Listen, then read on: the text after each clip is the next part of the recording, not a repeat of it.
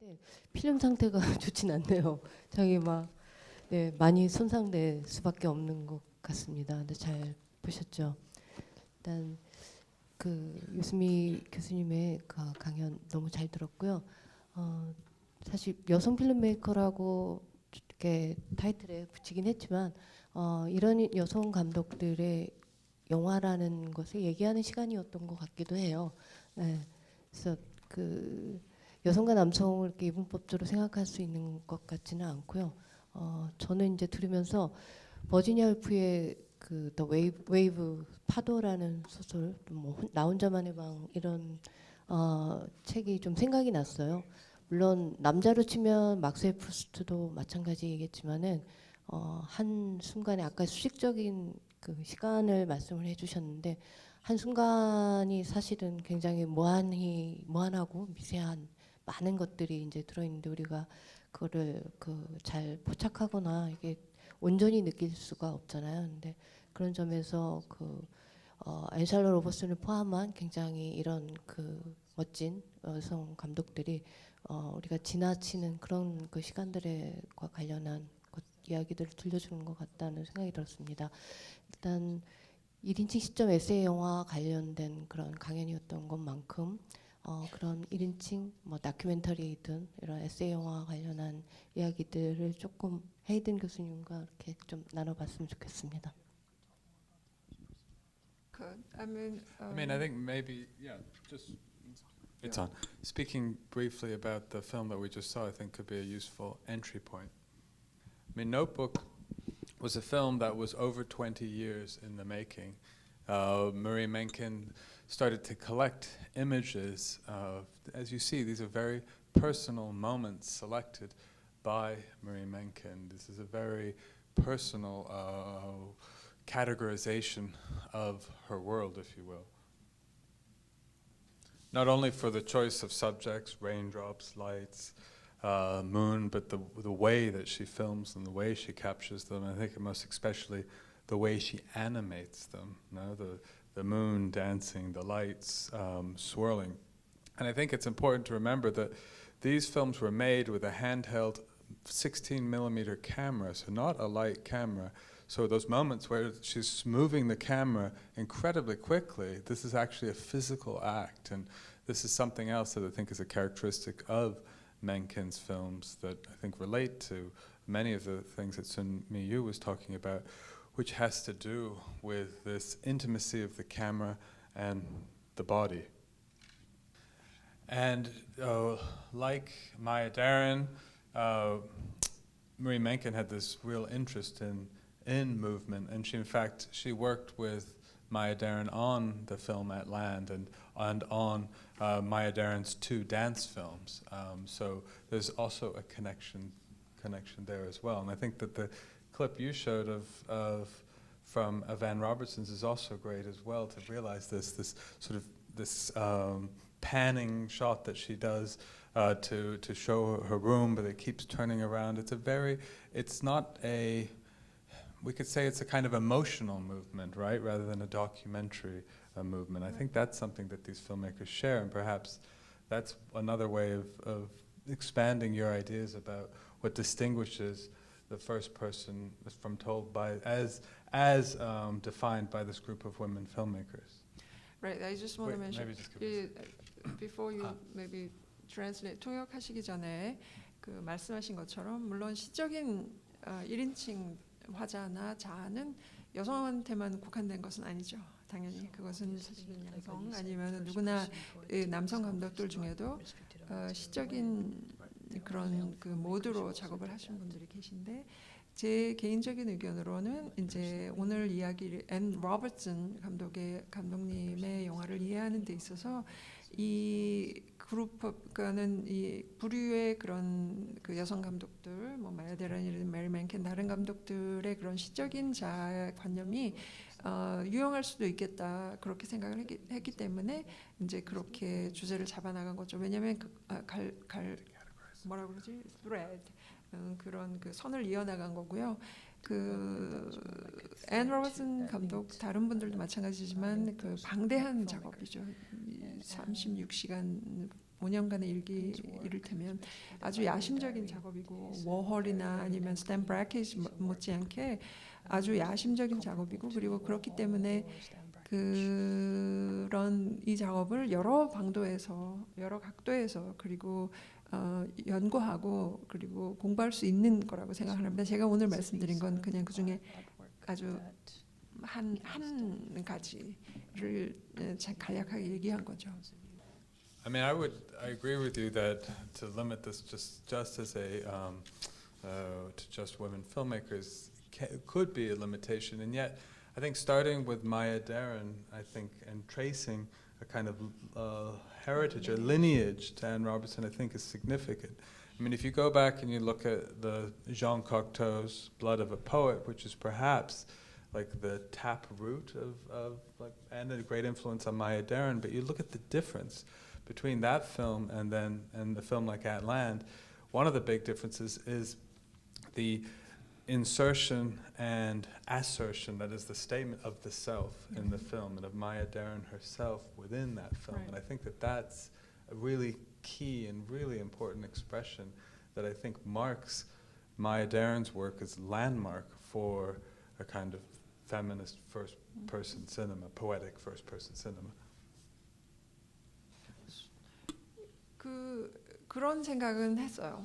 왜냐하면 여성 감독들의 한정된 이런 시적인 자아라는 것이 여성 감독들의 한정된 것은 아니지만 많은 경우에 여성 감독들이 자기네 영화에 이제 스스로 나오는 경우에 이 자기들 뭐 벗기도 하고 여러 가지 나오는 경우에 많은 경우에 제 느낌은 이분들이 그 여성이기 때문에 어떻게 보면 그 마지널라이즈 주변으로 이렇게 여겨졌던 시네마 16 같은 심포지엄을 봐도 남자들이 다 있고 마야 데런 혼자인데 얘기할 기회도 별로 안 주고 해도 좀 약간 비웃는 듯한 뭔 말인지 모르겠다는 둥 뭐 그런 식으로 이제 대화를 하고 그런 경험들이 사실은 많이 있죠. 뭐 요즘은 바뀌었을지 모르지만 역사적으로 여성들이 주변으로 자꾸 밀리고 그리고 그 여성들의 목소리나 의견이 중요시하게 여겨지지 않는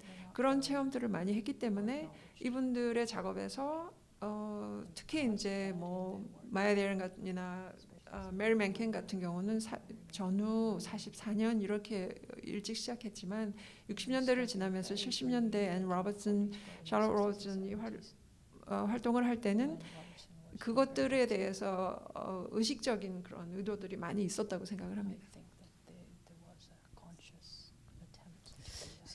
그 본인이 직접 그 마야 데렌도 오베 올가미도 마찬가지지만 직접 영화 속에 나오잖아요. 근데 이게 엔샬롯도 마찬가지고 그러면서 어느 정도는 퍼포먼스와 같은 것도 포함이 되어 있는데 여성 감독들이 보여주는 몸에 대한 접근 방식은 남성 감독들하고는 거의 다르다고 어떻게 보면 많은 경우 많이 다른 것 같아요. 그게 가장 어떤 특징적인 부분으로 느껴지기도 하는데 왜냐하면 이렇게 몸이라는 것 자체를 그러니까 개념적으로 접근하지 않는 거 그게 여성 감독과 남성 감독이 다를 수밖에 없는 왜 다른지에 대해서는 앞으로 좀 더 좀 생각해 봐야겠지만 저는 개인적으로는 그렇게 느껴지는. 다시 한번 그러니까는 그것을 그렇게 완전히 뭐 남성 여성 그렇게 이야기하기 어렵고 사실은 뭐 많은 경우에 젠더 플루이디티 그러니까 많은 분들이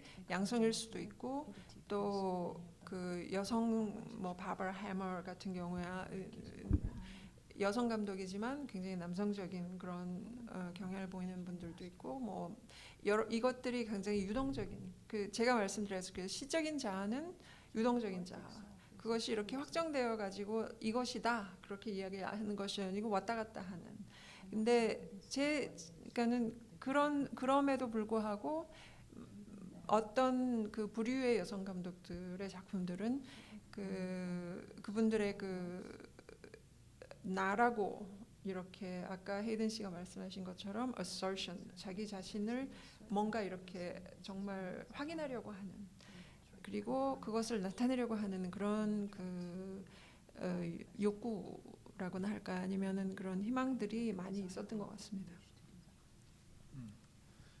And in asserting the self, though, it's also, as you say, a fluid self and at times a multiple self, right? I think that's another connection between the Maya Deren clip you see, and then also, of course, Anne Robertson, where you have the multiple voices simultaneously speaking from different directions, both in terms of the image, but in terms of actually time and the ideas being stated.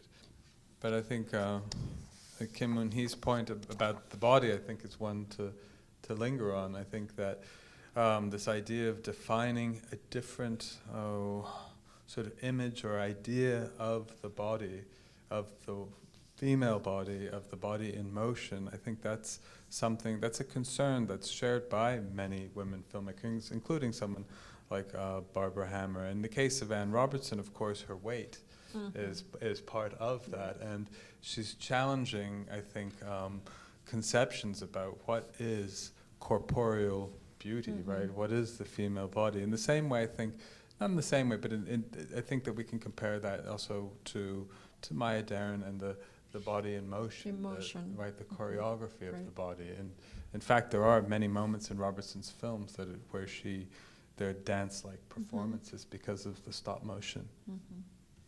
그 한 가지 제가 많이 느끼는 거는 이를테면은 이제 그 몸 신체에 대한 그런 그 집착이나 앤 로버트슨 같은 영화를 보면 그 시간이 지나감, 이를테면 그런 것들에 대한 그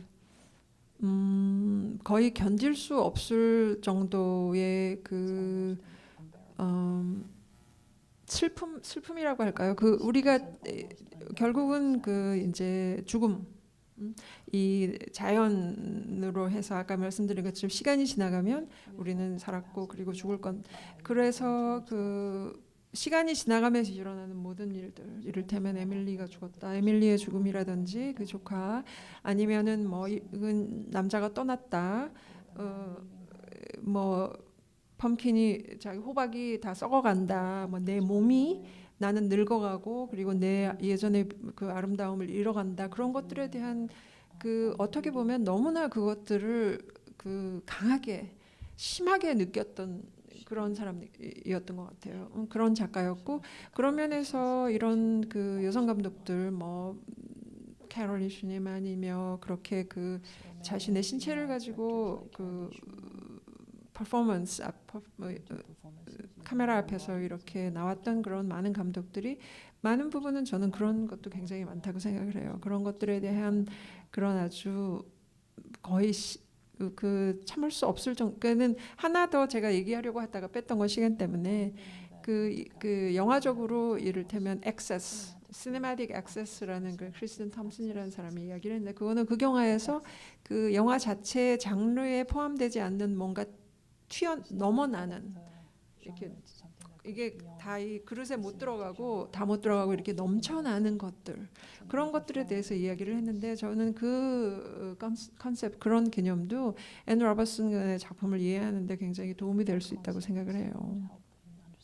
왜냐하면 그런 감정들이 이게 이렇게 딱 조절이 돼서 그냥 이야기할 수 있는, 나는 뭐 싫었다, 그래 슬펐다, 이렇게 얘기하는 게 아니고 너무 감정이 과다하게 이게 나오니까 그거를 조절할 컨트롤, once again 그 다시 컨트롤의 이야기인데, 그것들이 그거를 겨우 그분의 영화에서 이렇게 뭐라 그러지, 이렇게 막았다고 생각을 합니다.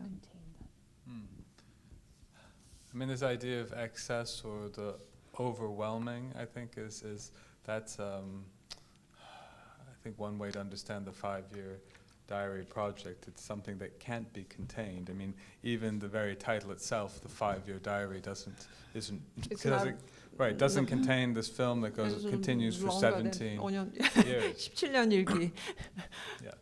So, and just thinking about the ways in which, and you know, if we to cite Laura Mulvey, the ways in which the dominant mode of cinema for so long was about the objectification of women, and one of the ways that women were objectified was not only through their bodies and the ways that they were presented, but also through this idea that they were emotional, right? And that they were and then contained within melodramatic narratives. And in both of those, Anne Robertson sort of shatters and Right. explodes those ideas through an excessive emotion, if we want to use that term, but also through the ways in which she is proudly, openly, neurotically with her body. Right, exactly.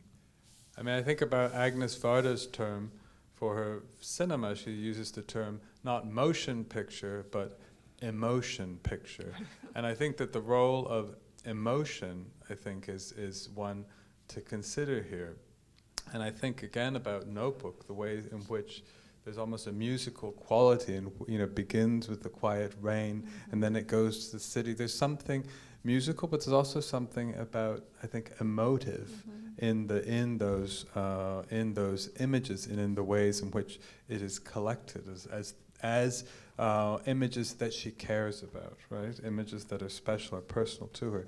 And I feel like this is similar to Robertson's work. I mean, the deep emotional connection she had to her diary project that she couldn't let go, that was so important to her. I think that's something else that these films share. Perhaps it's a kind of worldview.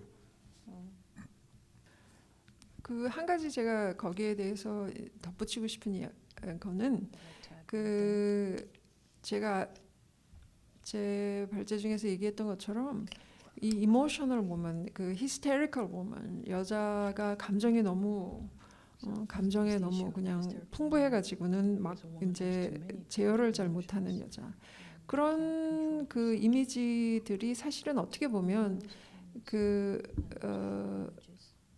앤 샬롯 로버츠의 드라마죠. 이제 그것이 그녀의 그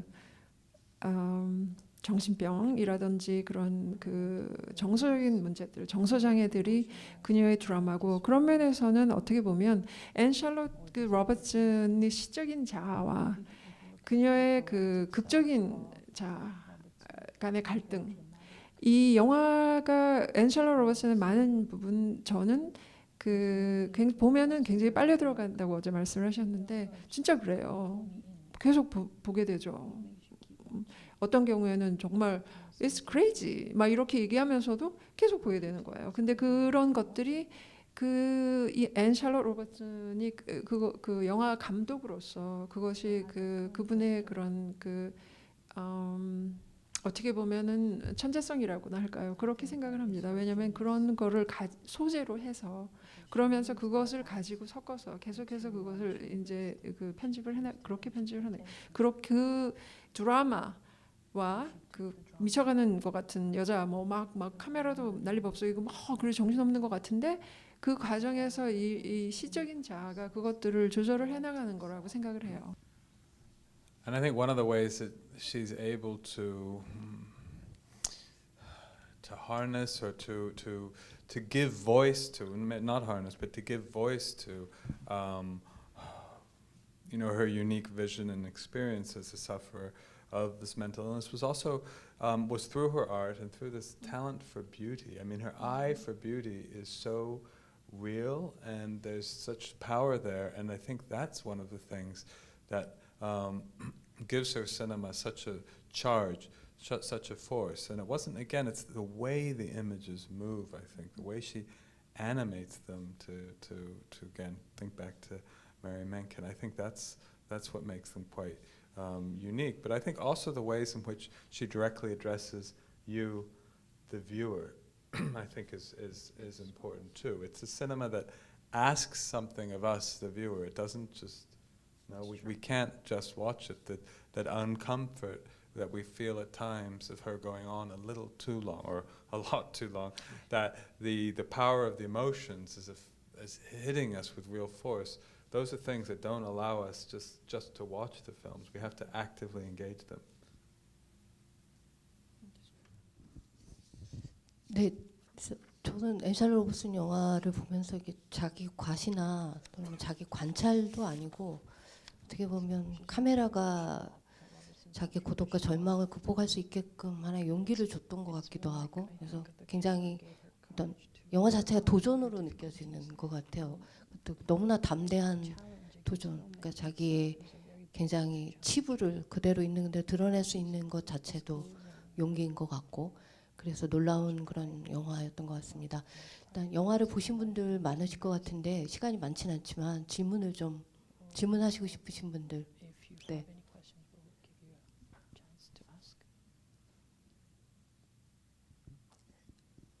영화 보신 분들 계시죠? 아니 오늘 강연과 관련해서 네 듣고 싶은 얘기가 있으시면 네 질문 부탁드릴게요. 질문 있어요? 질문 없으면 네 질문이 없으면 대화를 네. 하는데. 사실 되게 좀 앞으로 더 연구돼야 될 그런 많은 것들을 갖고 있는 얘기인 것 같은데 여기까지 마치도록 하고요. 아 질문 있대요. 질문. 정성가 씨. Oh, this is a planted question. That's right. 네, 일단 영화 저는 이제 많이 보지는 못했는데 일단은 세 프로그램 정도 영화를 봤고요. 일단 뭐 느낌보다는 일단 그냥 질문을 드리자면, 그러니까 뭐 제가 사실 이쪽 미국 이쪽 캠브리지 그 지역의 어떤 작업, 그러니까 그거를 이제 제가 그 하버드 그 센서리 에스트로그래피 랩 작품들을 좀 보면서 뭐 아까 그 유승미 교수님께서 보여주신 뭐 그 맥엘비 작품도 이제 좀 알게 되고 뭐 그렇게 됐는데, 사실 작품들을 많이 보지를 못했어요. 근데 제가 알기로는 뭐 이쪽이 약간 이제 캠브리지 이쪽에 이제 그 작가들 작품들이 일종의 어떤 미국 다큐멘터리 어떤 약간 그 그런지 같은 뭐 이런 걔도 이제 설명이 되어지는 걸로 알고 있는데, 물론 이제 뭐 그러니까 뉴욕의 어떤 아방가르드라든가 아니면 뭐 더 나아가서는 이제 뭐 60년대 뭐 아니면 1920년대 이제 러시아 아방가르드까지 이제 어떤 영향을 받았겠지만, 특별히 어떤 그 캠브리지 중심의 어떤 그런 다큐멘터리 작업들이 어떤 좀 배경, 영화적인 어떤 배경 좀 다른 뭐 좀 제가 좀 알고 있는 것 같은 경우도 이제 물론 로버트 가드너 작품도 있지만 약간 민속지향적인 작품도 있지만 이제 그 앳 핑크스 다이어리 작품 같은 경우도 이제 좀 기존의 어떤 그런 사적 다큐하고는 좀 다르다라는 느낌을 좀 받고 있거든요. 그래서 뭐 그런 좀 그 캠브리지에서 이제 활동하는 미국 다큐멘터리 작가들의 어떤 그런 영화적인 어떤 배경 뭐 이런 것들이 좀 특별한 게 있는지 뭐 그런 게 좀 궁금합니다. 그 헤이든 게스트 네, maybe Hayden Guest can answer that. 네. 그 번역을 하시는 동안 이제 그런 건 있는 것 같아요. 그런 전통이 있어요.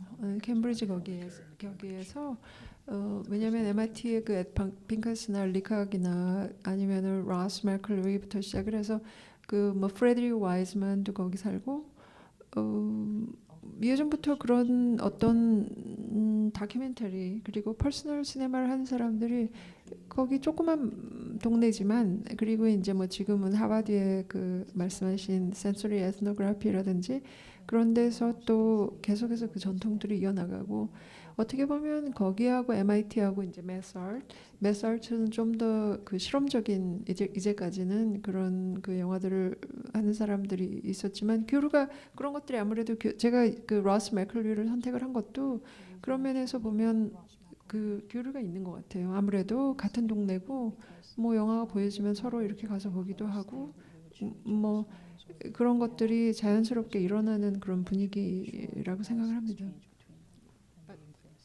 Hayden Guest can answer more thoroughly. Oh, no. It's just, I mean, one of Cambridge has, actually Cambridge specifically has been an important center for documentary production for a long time. Some say that the ethnographic film was invented by John Marshall, a Harvard graduate who was working at Harvard as part of the Peabody Museum.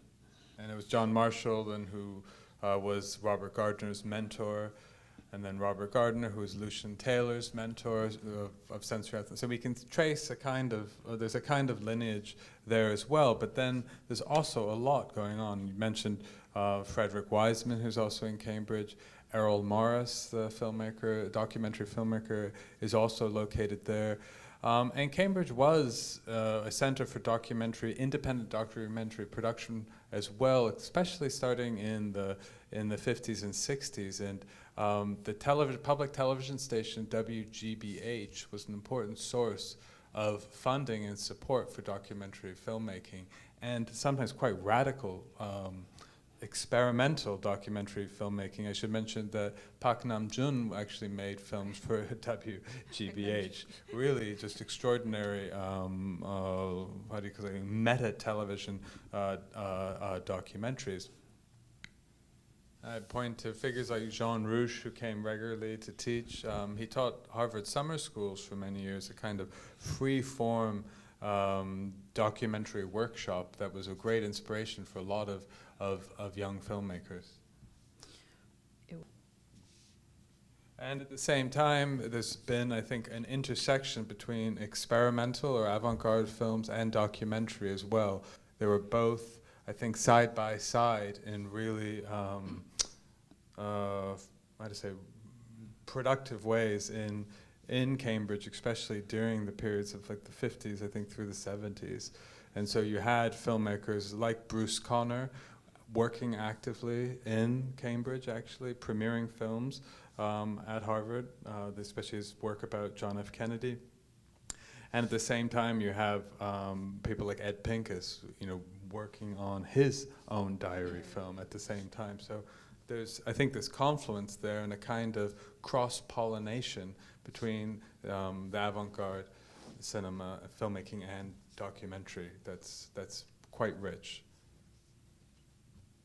But I don't want to claim that this is exclusively sort of East Coast or Cambridge-based phenomenon, because I think, and this is an object for future study, there's also a West Coast school of experimental documentary that we can also start to trace.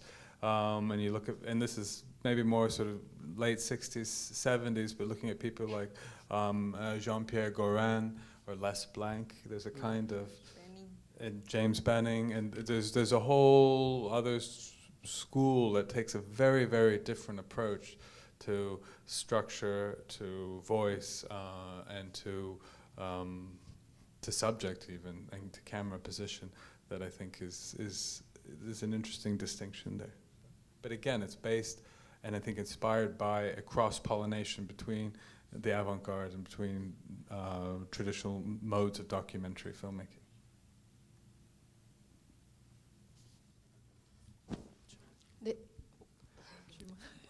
예, 잘 들었고요. 지금 그러니까 저도 사실 이번에 처음 보는데,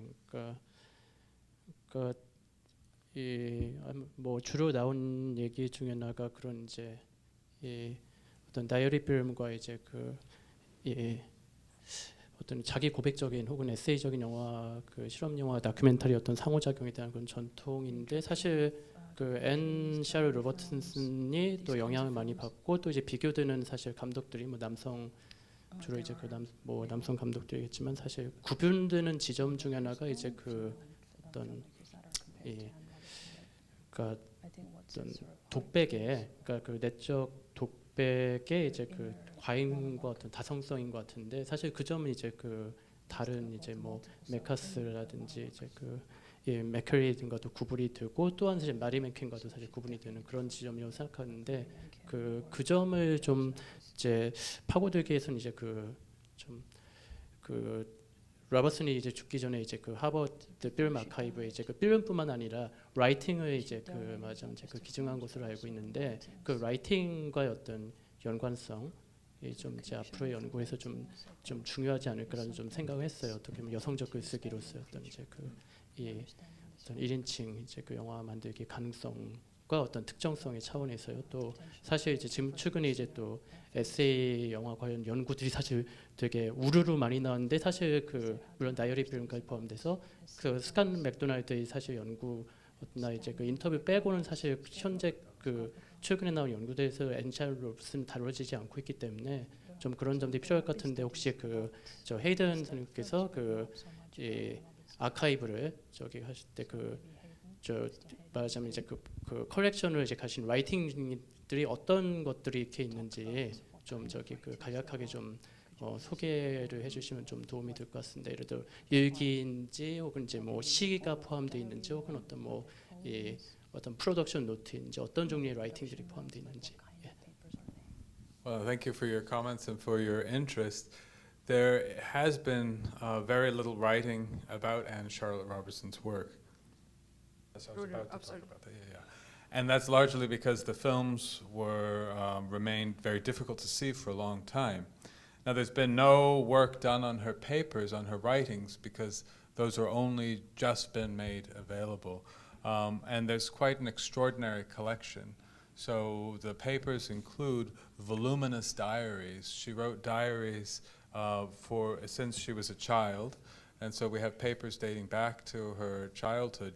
Yesterday I showed images of an extraordinary, really remarkable diary she wrote at the age of 11.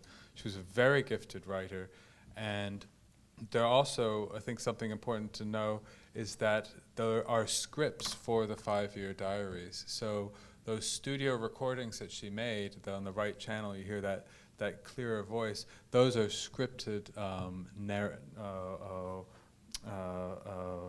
those are scripted performances, again with room for improvisation. So it's a very rich collection, and I think that yes, this is the next stage of, I think, Anne Robertson's studies must focus on her work as a writer. She was also a gifted artist, and again, we look at a film like Magazine Mouth and we see her as a collage artist, but she also did drawings and paintings, and there's some of that there as well. So she really was.